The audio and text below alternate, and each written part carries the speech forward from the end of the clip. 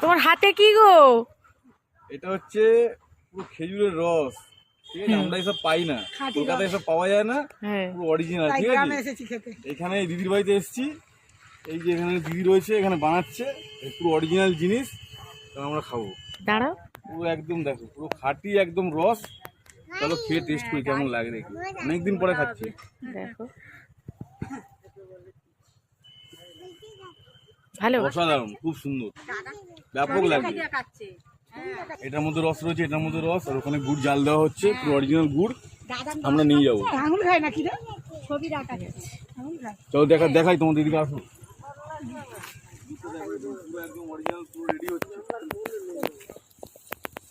আমরা গ্রামে ঘুরতে এসেছি, আমাদের তোল মজা হবে।